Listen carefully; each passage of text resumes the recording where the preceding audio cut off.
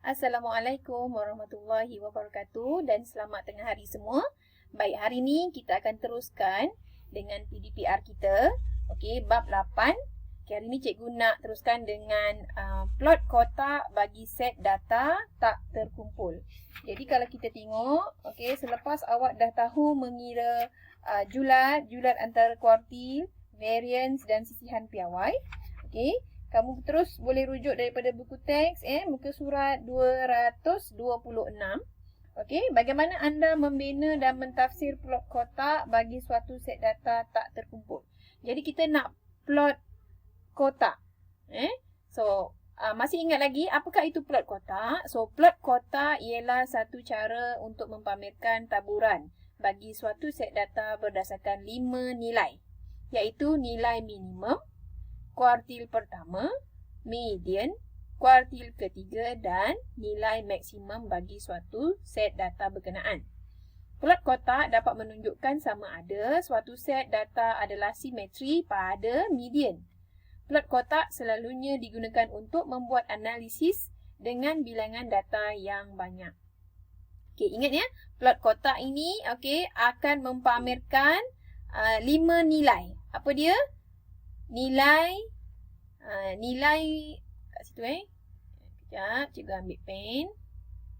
Okey, kat sini 5 nilai itu apa? Nilai minimum, kuartil pertama, median, kuartil ketiga dan nilai maksimum. So akan ada 5 perkara yang kita boleh tafsirkan daripada suatu plot kotak. Okey, apa tu plot kotak? Okey, kita lihat ini. Okey. So, ini antara bentuk plot kotak. So, kita ada 3 bentuk ya. Okey, bentuk yang pertama kita lihat di sini.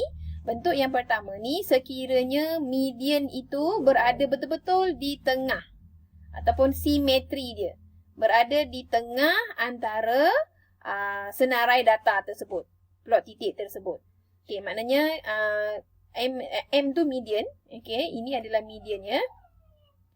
M ni median.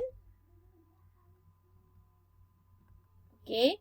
Q1 ni adalah apa? Kuartil pertama. Dan Q3 ini adalah kuartil ketiga lah.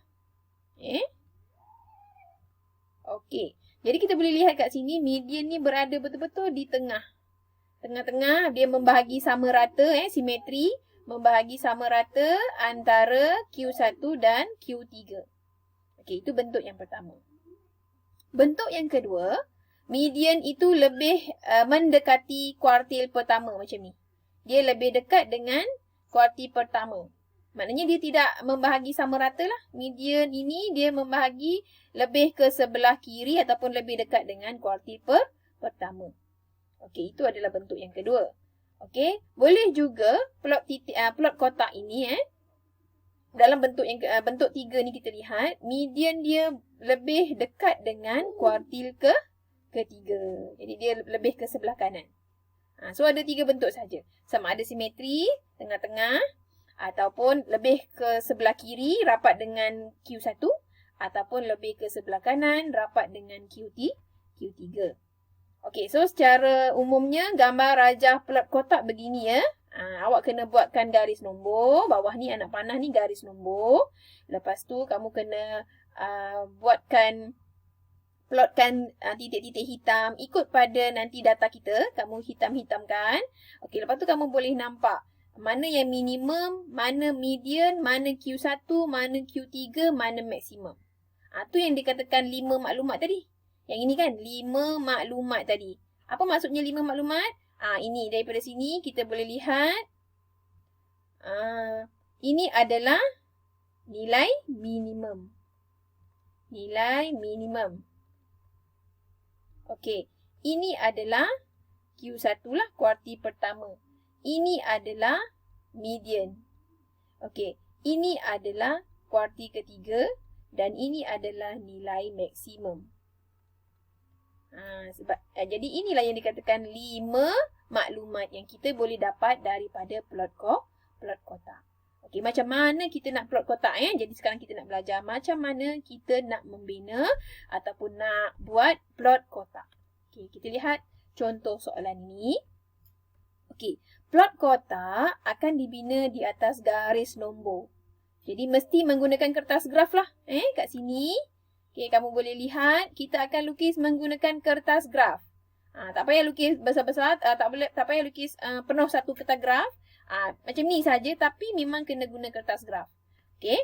Plot kotak akan dibina di atas garis nombor. Okey, pertimbangkan data di bawah. Okey, contoh, kita ada data di bawah menunjukkan markah yang diperoleh oleh 15 orang dalam suatu ujian bahasa Cina.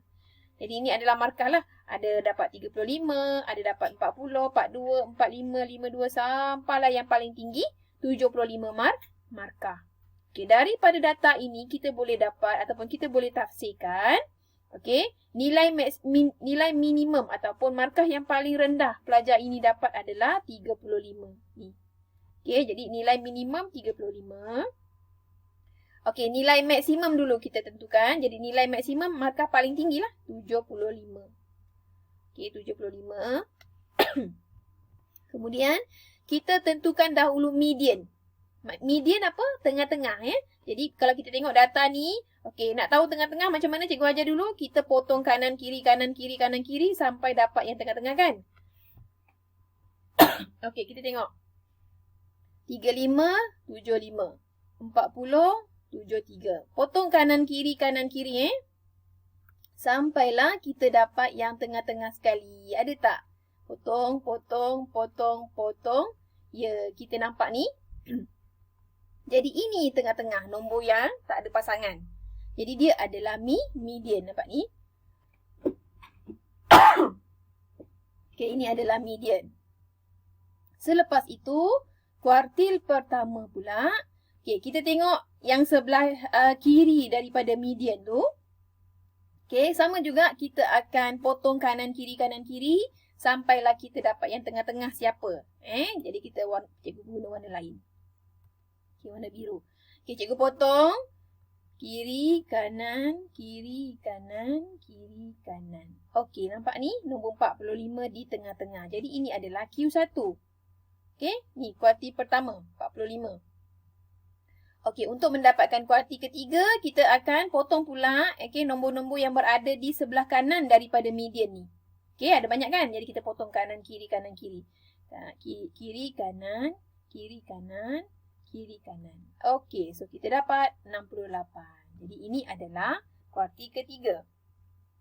Okey, ingat dengan syarat nombor ni awak dah susun daripada tertib terendah sampai tertib tertinggi tau. Nombor terendah sampai nombor tertinggi. Nombor ni sekarang dah tersusun lah.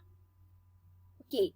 So lepas kita dah dapat 5 data ini, barulah kita boleh plotkan plot kotak. Okey, maka plot kotak untuk data di atas adalah seperti berikut. Jadi, kita nak pakai sifir apa, kita kena pandailah fikir sendiri. Kamu tengok, kamu ada 35 sampai 75 kamu nak kena buat. Jadi eloklah kita guna sifir 5 yang bermula daripada 35. Terpulang pada data kita tau. Ini awak kena pandai fikir sendiri. Nak guna skala ni sifir berapa. Okey, sekarang sifir 5 bermula daripada nombor 35. Jadi 35, 40, 45, 50, 55, 60, 65, 70 sampailah 75. Sebab kita punya nilai maksimum pun hanyalah 75 saja. Okey. Lepas tu kita plotkan ikut. Okey, nilai minimum 35 kita hitamkan. Okey, median adalah 57 kan. Jadi kalau 55 ni kamu tambah ataupun tengok kotak yang keempat lah. 4 kotak kecil ni. Jadi 55, 56, 57. Okey, kamu kena kira kotak kecil tu. Okey, cikgu zoom sikit nak bagi nampak kan. Okey, cikgu zoomkan. Okey, awak tengok betul-betul. Sekejap. Kita pergi macam mana dia boleh dapat kat situ ya. Tadi okey ni. Okey. So, ini 55 ya. Atas tu bawah tu 55 kat sini. Tapi kita nak kita punya median 57, betul tak? 57 ni. So kita kira ini ada berapa kotak ni? Daripada 55 sampai 60 ada 10 kotak kecil. Jadi 10 kotak kecil maksudnya 55 sampai 60 ada 5 nombor je kan lagi. 51, 55, lepas tu 56, 57, 58, betul tak? So, 2 kotak ini mewakili 1. Jadi ni 56, sini 56. Jadi di sini yang 57. Faham? Jadi kita dapat 4 kotak kecil lah. Sebab 2 kotak kecil mewakili 1 skala. Faham? Okey, jadi dia tanda kat sini 57. Okey, kemudian kuarti ketiga 68. Macam mana nak tanda 68? Okey, kita tengok sini 65.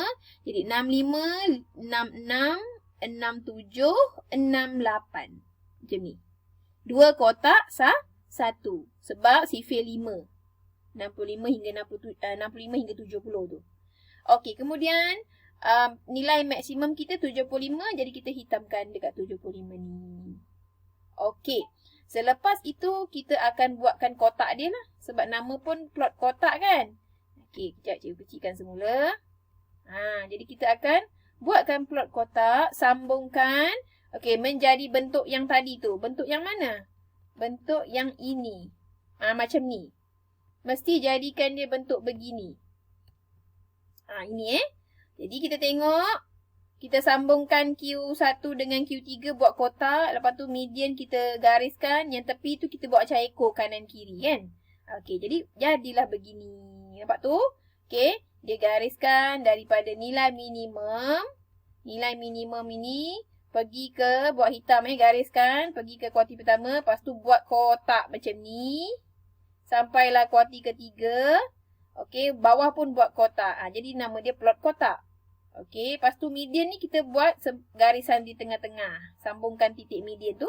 Okey, kemudian yang nilai maksimum kita tambah ekor sebelah kanan. Jadilah plot kotak. Okey, so cikgu harap kamu faham dan kamu boleh buat plot kotak.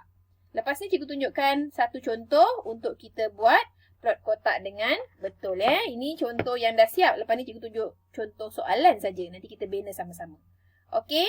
Jumpa lagi. Bye.